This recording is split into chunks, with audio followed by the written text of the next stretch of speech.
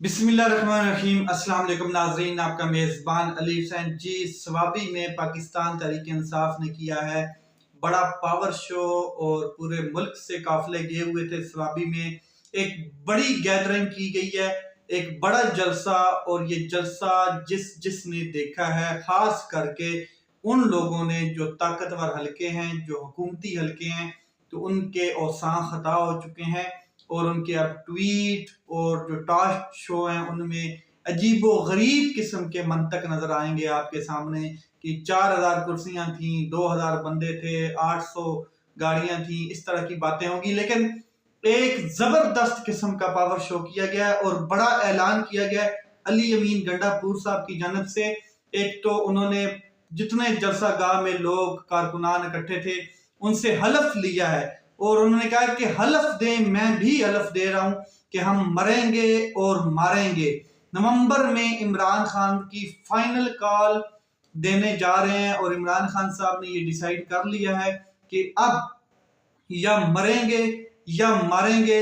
जिस तरीके से अली अमीन गंडापुर साहब ने ये पैगाम पहुंचाया है वो मैं आपके सामने रखता हूं। एक तो उन्होंने कहा कि नवंबर में एहतजाज की कॉल दी जाएगी। अच्छा, एक प्रेशर भी था पाकिस्तान तहरीक इंसाफ के जितने भी लीडरशिप इस टाइम बाहर मौजूद है और लीगल टीम जो मौजूद है इमरान खान की, उनके ऊपर कारकुनान का एक प्रेशर भी है कि हर बार आप कहते हैं कॉल देंगे। वो जैसे फिल्म में था ना, तारीख पे तारीख दी जा रही थी, अब कॉल पे कॉल की फाइनल की तारीख दी जा रही है। और अब भी अली अमीन गंडापुर साहब कहते हैं कि आज का ये जलसा फाइनल कॉल नहीं देंगे हम, फाइनल कॉल डिसाइड की जाएगी इमरान खान साहब की जानिब से, और वो भी इसी नवंबर के महीने के अंदर अंदर। और साथ में उन्होंने कहा है कि इमरान खान साहब जब कॉल देंगे नवंबर में, ये फाइनल हो चुका है कि इस नवंबर के महीने में कॉल दी जाएगी।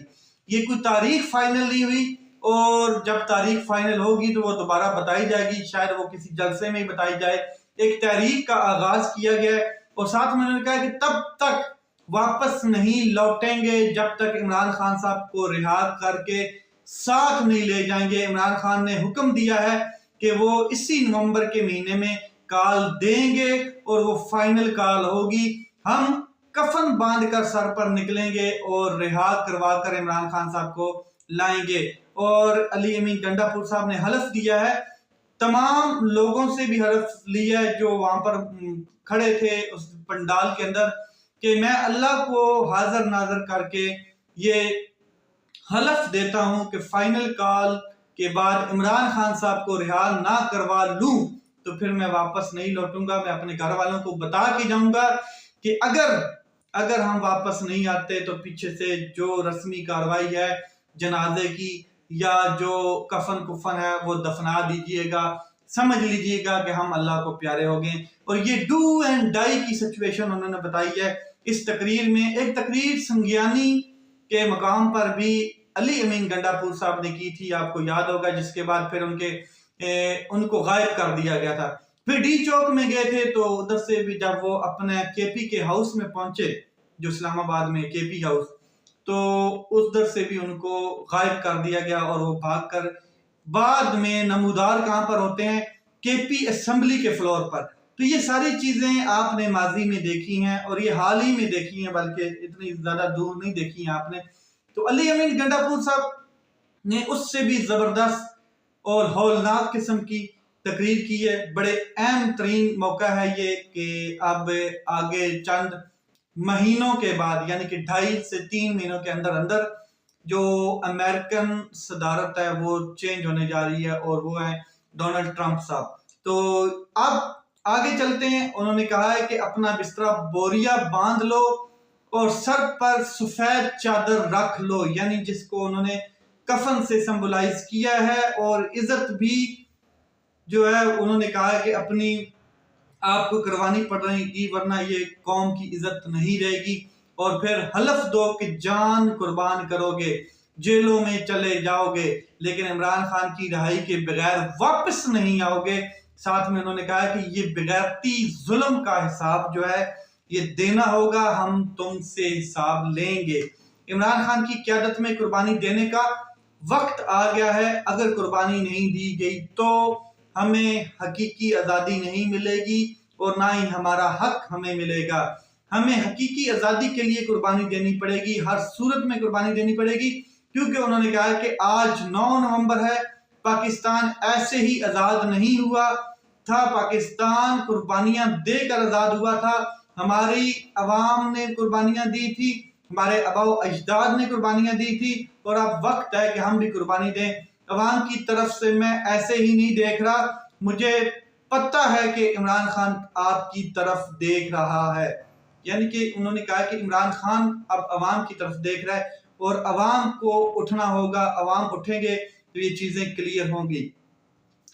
تو اس کے بعد میں آگے چلتا ہوں تو عمران خان کی رہائی قریب ہے، یہ بیرسٹر گور صاحب نے کہا ہے، اور آئین و قانون کے مطابق عمران خان کو آزادی ملے گی۔ امریکہ جو ہے اس سے سمیت کسی بھی ملک سے مدد کی ہمیں ضرورت نہیں ہے، یا ہم کسی سے مدد کے طلبگار نہیں ہیں، جو آئین اور قانون ہے اس کے مطابق عمران خان صاحب کو رہائی ملے گی، اور قانون کے مطابق 2 ہی کیسز رہ گئے ہیں۔ توشہ خانہ 12 نومبر کو اس کے اوپر پتہ چل جائے گا کہ ضمانت منظور ہوتی ہے یا نہیں ہوتی ہے، پیچھے القادر ٹرسٹ کیس ہے۔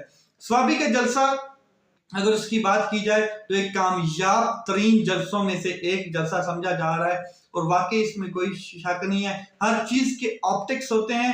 مقبولیت اس وقت صرف اور صرف پاکستان تحریک انصاف کی ہے، عمران خان کی ہے۔ اس جلسے کے اثرات جو ہونا تھے، جہاں ہونا تھے، وہاں تک پہنچ چکے ہیں۔ اس جلسے کی آگ جہاں پر لگنی چاہیے تھی، جدھر میسج جانا چاہیے تھا، یہ عمران خان کا میسج صرف اور صرف عوام کے لیے نہیں ہے، بلکہ ان طاقتور حلقوں کے لیے بھی ہے جنہوں نے عدلیہ کو کنٹرول کر لیا ہے، جنہوں نے پورے نظام کو کنٹرول کر لیا ہے، جنہوں نے اداروں کا بھٹا گول کر دیا ہے، معیشت کو تن کے رکھ دیا ہے، یہ ان لوگوں تک بھی پہنچ چکا ہے۔ اور جو ایکسٹینشن کے طلبگار ہیں، جن کو ایکسٹینشنیں بڑی عزیز ہیں، ملک عزیز نہیں ہے، اور کرسی کا نشہ ہی نہیں جا رہا ان سے، یہ جو کرسیاں بیٹھ کے سیک رہے ہیں عوام کے ٹیکسز کے اوپر، تو یہ میسج جو عمران خان کا کنوے کیا گیا ہے آج سوابی کے جلسے میں، اور علی امین گنڈا پور صاحب نے کلیئر حلف بھی لیا ہے تمام لوگوں سے، پنڈال والوں سے، اور خود بھی دیا ہے کہ مر جائیں گے، مر کر آئیں گے، یا پھر مار کر آئیں گے، عمران خان صاحب کو ساتھ لے کر آئیں گے۔ نومبر از فائنل، اور یہ جو مہینہ ہے اس میں فائنلی ایک کال دی جائے گی، عمران خان صاحب کی جانب سے کال دی جائے گی۔ اور جو علی امین گنڈا پور صاحب ملے تھے حال ہی میں عمران خان صاحب سے، تو بعد میں آگے پریس کانفرنس نہیں کی تھی یا کوئی اس طرح کی سپیچ نہیں کی تھی، تو یہ وہ ایک حکمت عملی تھی۔ تو اب وہ کہہ رہے ہیں کہ لڑیں گے، مریں گے، قبرستانوں میں چلے جائیں گے، مگر عمران خان صاحب کو رہا کروائے بغیر واپس نہیں آئیں گے۔ میں اگر اس تقریر کو سیاسی تقریر سمجھوں تو اس طرح کی تقریریں عمران خان صاحب کے حوالے سے، ان کی آزادی کے حوالے سے، ان کی رہائی کے حوالے سے، ان کے اوپر سے کیسز اٹھانے کے حوالے سے، ایک پریشر گین کرنے کے حوالے سے، ساری چیزیں اگر میں آپ کے سامنے رکھوں تو علی امین گنڈا پور صاحب پہلے بھی 2-3 تقریریں کر چکے ہیں، اور پھر بھاگوڑے ہو جاتے ہیں، یا بھاگ جاتے ہیں، یا اٹھا لیے جاتے ہیں، کچھ بھی ہوتا ہے، لیکن کر لی گئی ہیں اس طرح کی تقریریں، اس کے اوپر عملی کوئی مظاہرہ نہیں کیا گیا، کوئی عملی نمونہ نہیں دکھایا گیا۔